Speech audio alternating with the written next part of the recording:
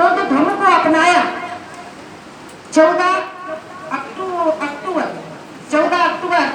1956 को बाबा साहब ने बुद्ध धर्म परिवर्तन चक्र, यानी जो रुका हुआ था, जो चक्र रुका हुआ था, उसको फिर से शुरू किया। तो बाबा साहब का बुद्ध धर्म अपनाना उनका उद्देश्य नहीं था, बल्कि ऐसा करने से समाज में क्या संदेश वो देना चाहते थे, इस संदेश को हमारे समाज को समझना पड़ेगा। हमारे महापुरुषों का हर काम एक उद्देश्य को लेकर हुआ है, एक लक्ष्य को लेकर के हुआ। क्या एक दिन में 17 तालाबों का पानी पीना, महर तालाब आंदोलन के नाम से जिसको जाना जाता है, क्या बाबा साहब के लिए पीने के लिए पानी नहीं था? क्या पानी नहीं मिलता था उनको? मिलता।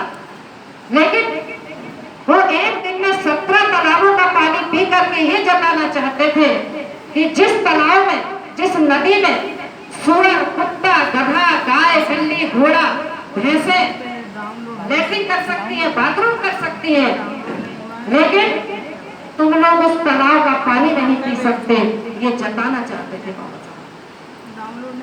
धर्म परिवर्तन करके वो ये बताना चाहते थे कि जो ब्राह्मण तुम्हें स्वर्ग में ले जाने की बात करता है, वो तुम्हें भारत में ही नहीं रहने दे रहा है, वो तुम्हें स्वर्ग क्या ले जाए। तो साथियों, बाबा साहब ने जब 22 प्रतिज्ञाएं ली, तो उनकी पहली प्रतिज्ञा ही अगर हमारा समाज मान ले कि उन्होंने कहा, मैं ब्रह्मा विष्णु को भगवान नहीं मानूंगा। हमारा पढ़ा लिखा समाज इतना बुरा लगे, दवाई कड़वी होती है हमेशा। मैं कह देती हूँ बुरा, मैं इसलिए अच्छा नहीं बोलूंगी कि आपको अच्छा लगे, मैं इसलिए बुरा बोलूंगी कि भले आपको बुरा लगे, लेकिन सच में मेरा सच बोलना समाज को जगाने का काम है। मैं आज भारत से बाहर भी जाती हूँ, भारत में तो जाती हूँ, देश विदेश में भी मैं समाज को जगा करके आई। लोगों ने मेरे 2.5-3 लाख फ्लाइट का अमेरिका जाने का टिकट का किराया दिया। 10 कंट्रियों की मैंने यात्रा की। वहाँ देखिए पंजाबी समाज संत रविदास को, बाबा साहब को कैसे मान रहा है, और यहाँ पर हमारे घर में ही बाबा साहब को नहीं मान रहा। मैं पूछना चाहती हूँ, यहाँ जितने भी लोग बैठे, कितने लोगों ने संविधान को पढ़ा? हाथ ऊपर करें। यहाँ बैठे पढ़ा लिखा शिक्षित क्लास 1, क्लास 2 लोग हैं। कितने लोग हैं जिन्होंने बाबा साहब के लिखे संविधान को पढ़ा? नहीं पढ़ा है, पूर्ण रूप से नहीं पढ़ा है, पूर्ण रूप से नहीं पढ़ा है। लोग कहेंगे, मैं कहती हूँ भारतीय संविधान का अनुच्छेद पहले ही पढ़ लें हम, फिर भारतीय संविधान का अनुच्छेद पहला पढ़ लें, उसी में हमारा दिमाग खुल जाएगा। बाकी 395 अनुच्छेद और 12 अनुसूचियां तो बहुत। भारतीय संविधान के अनुच्छेद 1 में लिखा है कि इंडिया इज द भारत, यानी भारत भारतीय। लेकिन आज हमारे जो लीडर लोग हैं, जो हमारे समाज के लोग हैं, अपनी भाषा में भारत को हिंदुस्तान कहते हैं। हिंदुस्तान यानी हिंदुओं का स्थान, और हिंदुओं का स्थान यानी गुलामों का स्थान। बाबा साहब ने कहीं पर भी संविधान में हिंदू शब्द का उल्लेख नहीं किया। किसी वेद में, पुराण में, मनुस्मृति में, वेद पुराण जितने भी हैं, किसी भी धर्म शास्त्रों में हिंदू शब्द का उल्लेख नहीं है। अगर कोई हिंदू शब्द का उल्लेख बता दे तो हम अपनी तरफ से, मेरा संगठन है बाम से, जिसमें मैं काम करती हूँ, वहां से मैं अगर कोई SC ST OBC और माइनॉरिटी को हिंदू साबित करके दिखा दे तो 1 करोड़ का इनाम बाम से संगठन देगा। 1 करोड़ का इनाम। क्या बाबा साहब ने भारतीय संविधान में हिंदू शब्द का उल्लेख किया? बाबा साहब ने 1932 में जब जाति आधारित जनगणना हुई, जब साइमन कमीशन आया, गांधी ने उसका विरोध किया। गोल्डन सम्मेलन 1932, 33 और 34 में जब ब्रिटिश में हुआ, इंग्लैंड में हुआ, वहां पर तो बाबा साहब ने कहा कि मेरा जो SC ST, तुम तो अंग्रेज चले जाओगे, लेकिन मेरे समाज को कोई अधिकार नहीं मिलने वाला है। तो बाबा साहब को जब संविधान लिखने का अधिकार अंग्रेजों के माध्यम से मिला, तो बाबा साहब ने एक अनुसूची तैयार करवाई 1934 में, जाति आधारित जनगणना। तो उसमें उन्होंने जो 6,500 से भी अधिक कर्मों के आधार पर लोगों को जाति के नाम से, थोड़ा महिलाएं चुप रहे प्लीज, बात करनी है बाहर जाके कर सकती है। तो जब उन्होंने 1934 में जाति आधारित जनगणना हुई, तो वहां पर बाबा शुमार करी तो 1075 से अधिक कर्म के आधार पर चिन्हित करके जिन्होंने ब्राह्मणों ने जिनको जातियों में तब्दील कर दिया था, तो 1075 अनुसूचित जाति यानी अनुसूचित वर्ग तैयार हुई। 1075 कर्म के आधार पर 750 आदिवासियों की तैयार हुई और 3500 से अधिक पिछड़े वर्ग की तैयार हुई। साथ ही मैं पूछना चाहती हूँ यहाँ बैठे समाज से, अनुसूची क्या कोई जाति होती है? अनुसूची वर्ग लिखा था, लेकिन आज हमारा पढ़ा लिखा समाज कलेक्टर में जाता है, कमिश्नर के पास जाता है और कहता है साहब मुझे जाति प्रमाण पत्र बनवा दो, यानी एक जाति को ठप्पा लगा दो। तो कर्म के आधार पर जो चमड़े का काम करते थे उनको चमार कहा गया, जो तेली का काम करते थे उनको तेली कहा गया, मतलब तेल का काम करते थे। इस तरह चमार, भंगी, बसोड़, धोबी, तेली, नाई, काछी कुमार, डोम कुमार, माघ, महार, पाल, गरड़िया, अहीर, यादव, गुजर, ना जाने कितने 6500 से भी अधिक जातियों में इस समाज को बांट दिया गया। साथियों, आज हम पढ़े लिखे लोग जाति प्रमाण पत्र के पीछे जाते हैं और हमारा जो 1075 अनुसूचित वर्ग के लोग थे आज समाज को बांट दिया। मनुस्मृति में लिखा है कि यदि किसी समाज में जो 5 बल होते हैं, समाज में 5 बल होते हैं, अगर उस समाज से 5 बल छीन लिए जाए तो वो समाज मुर्दा कौन बन जाती है। वो 5 बल कौन से हैं? पहला बुद्धि बल, बुद्धि बल यानी आपकी समझ, समाज की शिक्षा, सामाजिक शिक्षा, पढ़ाई लिखाई। तो पहले उसकी बुद्धि बल छीन लो, दूसरा उसका धन बल छीन लो, तीसरा उसका बाहुबल छीन लो, चौथा उसका समाज बल छीन लो, जो जातियों में 6500 से अधिक जातियों में बांट दिया, किसी को चमार, भंगी, बसोड़ बना दिया, उसका समाज बल छीन लो, और 5वां बल उसका मनोबल छीन लो। जिस व्यक्ति से ये 5 बल छीन लिए जाते हैं वो समाज मुर्दा के समान हो जाता है, और वही उन्होंने किया। तब महात्मा फूले ने 1935 में एक गुलामगिरी नाम की किताब लिखी और उसमें इस चीज का वर्णन किया कि उनके धर्मशास्त्रों में ये लिखा है, तो है मेरे समाज के भाइयों, इन 5 बलों को कभी खत्म मत होने दो। क्यों? क्योंकि सामाजिक शिक्षा हमारी नहीं है, मीना अखरे का कोई उद्देश्य नहीं है, मेरा अपना कोई उद्देश्य नहीं है, मेरे महापुरुषों का उद्देश्य ही मेरा उद्देश्य। बाबा साहब चाहते थे कि जो समाज अपना इतिहास नहीं जानती वो कभी भी अपने भविष्य का निर्माण नहीं करती। हमारे लोगों को अपना इतिहास मालूम, हमारे पूर्वजों ने कैसे दिन गुजारे। हमारे लोगों के गले में थूकने के लिए हंडी, कमर पे झाड़ू और कूले पे घंटा बंधा हुआ था कि ये हरिजन निकल रहा है। हम लोग थूक नहीं सकते थे जमीन पर, हमारे पैरों के निशान नहीं होना चाहिए थे। हम निकल रहे हैं, हमारे पूर्वज, तो पता चलना चाहिए कि ये शूद्र निकल रहा है। तो साथियों, हमारे पूर्वज उस समय निकलते थे जब पूरी धूप उनके पूरे शरीर पर आती। हमारे लोगों ने गोबर की रोटियां खाई, हमारे पूर्वजों ने कैसी रोटियां खाई?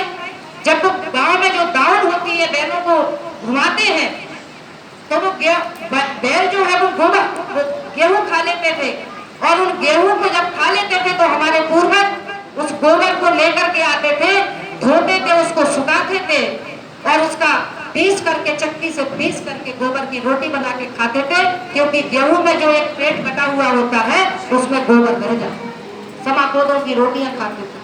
हम लोग कुएं पे, तालाब पे नहीं जा सकते थे, हम अच्छा भोजन नहीं कर सकते थे, हम लोग मरघट के मुर्दे के उतरे हुए कपड़े पहनते थे हमारे पूर्वज, हम कोई भी बर्तनों में खाना नहीं खा सकते थे, कच्ची मिट्टी के बर्तन थे हमारे, कच्चे घर थे हमारे। तो साथियों, बाबा साहब ने जब ये दुर्दशा समाज की देखी तो बाबा साहब ने 1949 में भारत का संविधान लिखा और उसमें ये संविधान कि मेरे समाज को प्रतिनिधित्व का अधिकार होना चाहिए। आज दुश्मन प्रचारित करता है ये बात, आरक्षण राजनीति में था 10 साल के लिए, लेकिन यही कांग्रेस आरक्षण को चुपचाप से 10 साल के लिए बढ़ाती जाती है। मैं जब बिहार में गई थी, बिहार की विधानसभा में मैंने बोला था, मैंने वहां उनसे मतलब 2017 में गई थी मैं बिहार विधानसभा में, मुझे वो दिन नारायण चौधरी साहब ने बुलाया था, जो विधानसभा निर्विरोध अध्यक्ष थे, उन्होंने मुझे बुलाया, मैं गई वहां पर, मैंने प्रधानमंत्री मोदी जी से रिक्वेस्ट करी, आज की तारीख में आप आरक्षण खत्म कर दो, हमारे समाज को आरक्षण की जरूरत नहीं। हमें 2 वोट का अधिकार दे दो जो बाबा साहब ने दिया था। हमें प्रतिनिधित्व का अधिकार है, नौकरियां यानी प्रतिनिधित्व। आज सरकारी नौकरियां खत्म हो गई, क्या बचा? पूरा देश बिक गया। हम लोग देखते रहे, क्योंकि फ्री में मिली हुई चीज की कोई कदर नहीं होती। हमें बाबा साहब ने जो संविधान लिखा, उनके 5 बच्चे कुर्बान हुए। बाबा साहब का राज रत्न नाम का बेटा बिना कफन के मर गया, मालूम है? डॉक्टर बाबा साहब अम्बेडकर जब विश्व विद्वान बनकर के बाहर से आए, विदेश से आए, तो बाबा साहब का बेटा खत्म हो गया। जब उनके परिवार के लोगों ने बोला, है भीमा, तेरे जेब में कुछ पैसा है क्या? उन्होंने कहा कि मेरे पास एक ढेला भी नहीं। तो तेरे बेटे को कैसे लेके जाए? तो कहने लगे, तू इतना बड़ा विश्व विद्वान बन के आया, तेरे पास एक ढेला नहीं है, क्योंकि घोड़ी नहीं है। तो माता रमाबाई जो 16 हाथ की साड़ी पहनती थी, तो उसमें से एक साड़ी धोती थी और एक पहन लेती। तो जो आधी साड़ी पहनती थी, एक साड़ी के 2 टुकड़े करके पहनती थी, तो माता रमाबाई ने जो धोती सूखी हुई थी उसका आधा टुकड़ा फाड़ा और बाबा साहब से कहा कि बाबा साहब आप चिंता मत करो, हमारा बेटा राजरत्न अम्बेडकर अगर बिना कफन के मर गया है तो कोई बड़ी बात नहीं है। तुम अगर विदेश चले गए और संविधान लिखने में उसी दिन बाबा साहब को जाना था वहां पर, तो उन्होंने कहा आप जाइए, अगर अपना बेटा बिना कफन के मर गया, अगर आप नहीं जाओगे तो देश के करोड़ों बच्चे बिना कफन के मर गए। माता रमाबाई गोबर उठा करके लाती थी, कंडे ठोकती थी और उनको बेच करके, उपले बना करके बेच करके बाबा साहब को कोलंबिया यूनिवर्सिटी जाकर के पैसा भेजती थी, जहां बाबा साहब ने डीलिट की उपाधि प्राप्त करी और वहां पर मैं होकर के आई हूं। वहां इतनी बड़ी मूर्ति विदेश में लगाई बाबा साहब। माता रमाबाई के पास ये समस्या थी कि उनके पास पहनने को कपड़े नहीं थे, और आज नौकरियों की वजह से, आरक्षण की वजह से, प्रतिनिधित्व की वजह से आज हमारे समाज की जो महिलाएं हैं उनके पास ये समस्या है, अलमारियों में इतनी साड़ियां सजी रखी है कि मैं कौन सी साड़ी पहनूं, ये समस्या है। और माता रमाबाई के पास ये समस्या थी कि पहनने को साड़ी नहीं। आज हमारे बच्चे ब्रांडेड कपड़े पहनते हैं। बाबा साहब का बेटा बिना कफन के मर गया, बेटी इंदू बिना दवाई के मर गई, उनकी पत्नी बिना टीबी की मरीज होकर के मर गई, और वो हमारे लिए अधिकारों की लड़ाई लड़ते रहे। क्या समाज को ये कुर्बानी मालूम है? समाज को ये कुर्बानी मालूम नहीं है।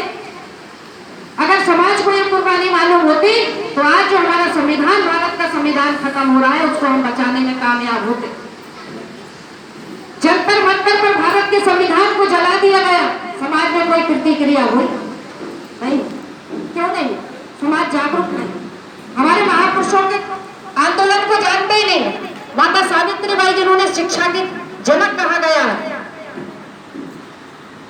तो उन्होंने गोबर, जब वो पढ़ाने जाती थी तो उनके ऊपर गोबर फेंक दिया जाता था, लेकिन फिर भी उन्होंने पढ़ने का कहा। आज मेरे भाई लोग इतने सारे आए, मुझे बड़ा दुख होता है, बड़ा अफसोस होता है कि उनके घरों में माँ है, बहनें हैं, मामी है, चाची है, भाभी है। आप खुद जागृत हो रहे हो, लेकिन क्या अपने परिवार को जागृत कर रहे हो? आज हमारी महिलाएं करवा चौथ का व्रत रखी हुई है, करवा चौथ का व्रत रखी हुई।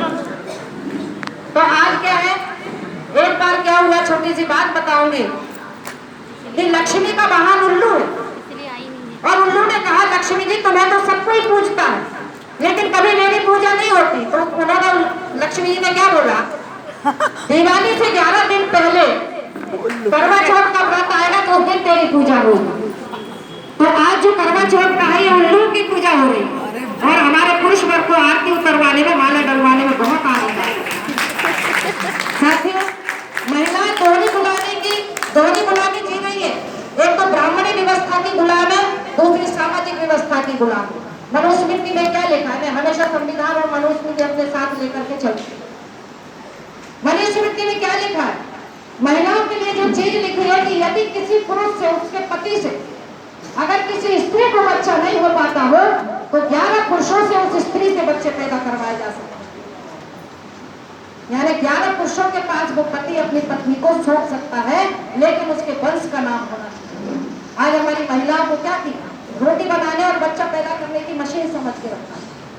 कभी पुरुषों ने, बाबा साहब ने, जब बाबा साहब ने 1956 में आगरा के रामलीला मैदान में जब सम्मेलन करा था, जब 75% महिलाओं की संख्या थी और उस वक्त महिलाएं जागरूक थी, तो बाबा साहब संविधान लिख सके और माता रमाबाई जागरूक थी, इसलिए वो संविधान लिख सके। बाबा साहब अपने आप में कुछ नहीं थे, उसके पीछे उनकी पत्नी कहा।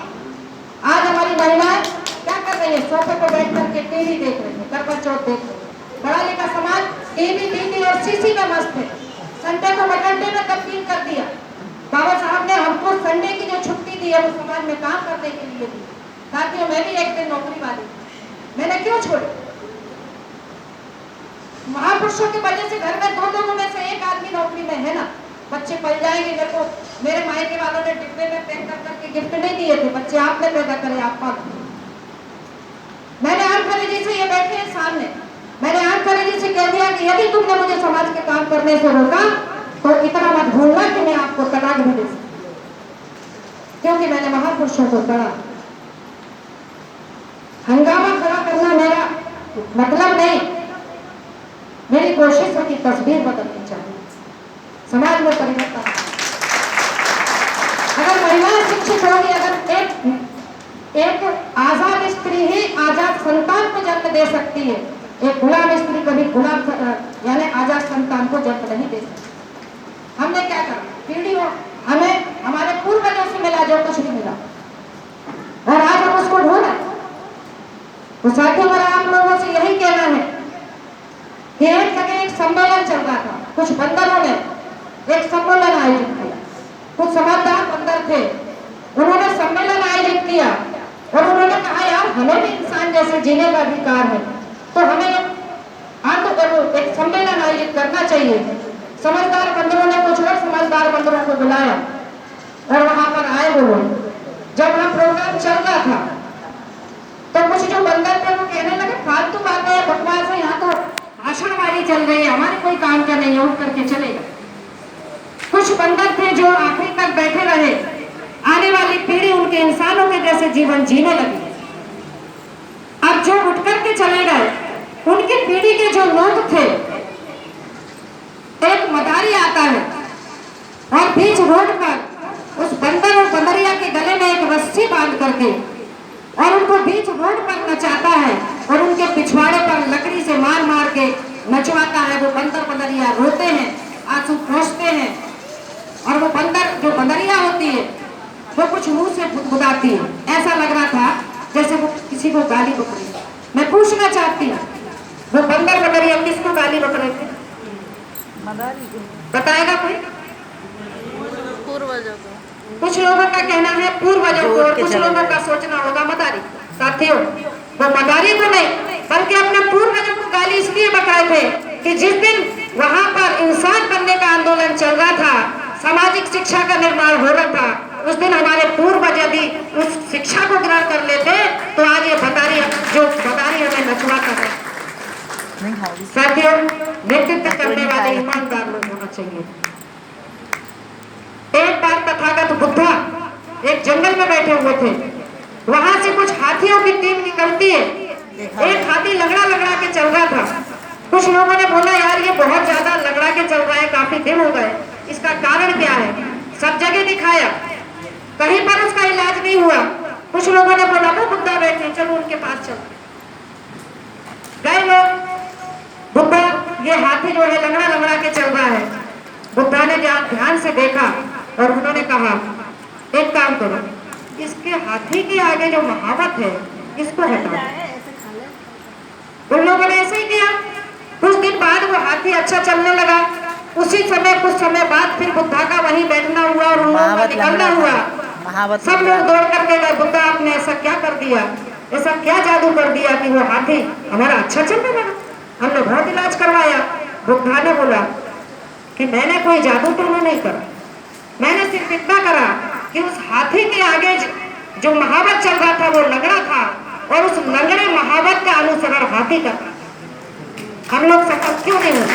नेतृत्व करने वाले लंगड़े लोग होते।